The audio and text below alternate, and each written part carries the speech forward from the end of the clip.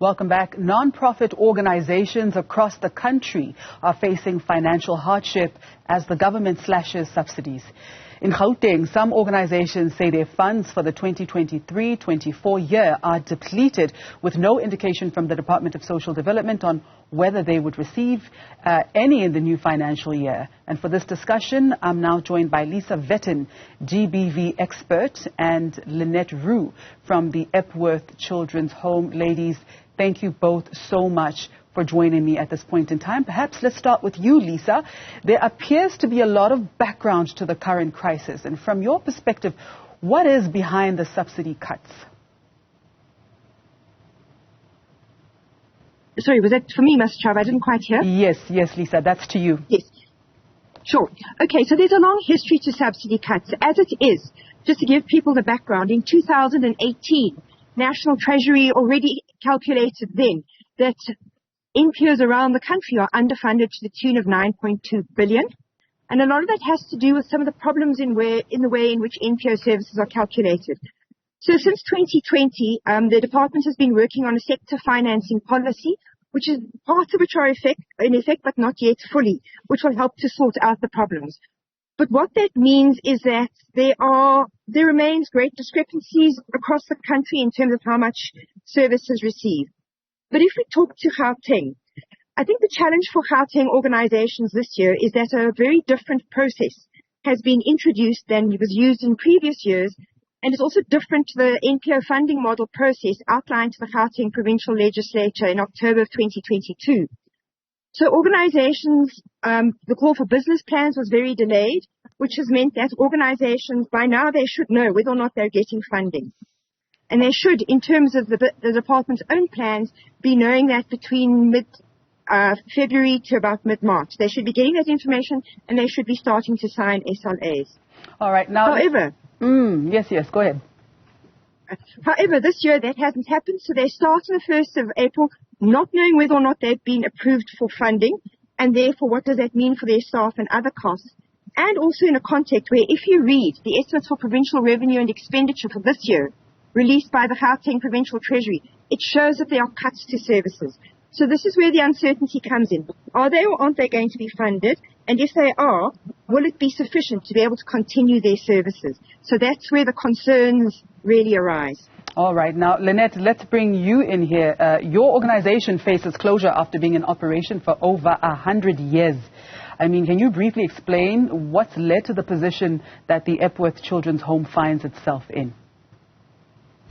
Thank you, Mr. Chaba and Lisa for inviting Epworth onto this, and thank you, and hello to all the viewers.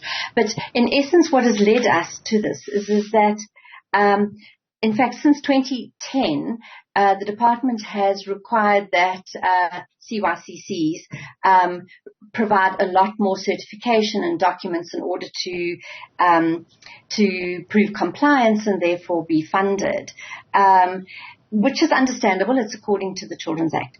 That being said, in particular for Epworth, in 2022, the department did not fund us for approximately 5 months, which amounted to 1.5 million of revenue being lost for Epworth. And then again in 2023 in November, they didn't fund us for a month. And it's as a result of these two periods that has brought Epworth literally to its knees. The funds that we had in reserve were depleted. Our sponsors, our funders from the community and companies have also run dry, and so we have no option but to close our doors. That is very sad. What was behind the withholding of these government funds? I mean, could the department explain its reasons? Yes. So basically, in 2022, the getting an SLA signed and being given a compliance certificate by the department is really a tick box exercise. But that being said, some of these, the requirements, some of the certificates that they require are not always easy to get. So the main one was a fire compliance certificate that they required. And we kept the department fully informed of our struggles and what we were doing in order to try and meet their requirements. But, for example, we couldn't get the relevant person from the fire department to come and sign off on what we had to comply with. It did result at the end of the day that Epworth had to fund a fire hydrant on the property. They had to fund it themselves, and various other requirements to the value of 500,000, $500,000. And we eventually had to sell one of our houses that houses the children in order to raise the funds to do this. So that was the one thing, one of the main factors. All right. Now, the MEC's office sent out a statement yesterday announcing the finalization of the adjudication panel. So, Lisa, for the benefit of our viewers, help us understand why an adjudication panel was set up to begin with and why it's taken so long to finalize. Well, firstly, the Premier announced that he wanted to conduct a complete forensic audit of the NPO sector in May of last year, which is fair enough. Obviously, one doesn't want corruption in the sector. However, it took 5 months before that forensic audit seems to have been signed off by the HOD and they started work. So that's already, so the MEC has said that waiting for that panel to give their decision is part of the reason why it's been delayed. I think, traditionally, they've also changed the process. Traditionally, it's been left to the regional officers to make these decisions.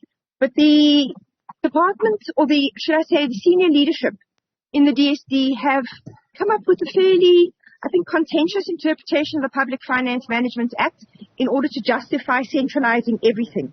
So that has slowed things down and meant that the regional officers have no idea of what's going on. Plus, they've introduced a brand new paneling process. Previously, officials who were familiar with organizations, familiar with the needs of communities, would go through, would review the panels, would visit organizations, would make the recommendations, and the provincial office would sign these off. Now everything appears to have been bottlenecked in the provincial office, and that seems to have been what has slowed things down. But it's been incredibly difficult in the meantime to get us an indication from the office as to what are the cuts going to mean. You're talking, and in some instances, the departments have said they're going to take over services.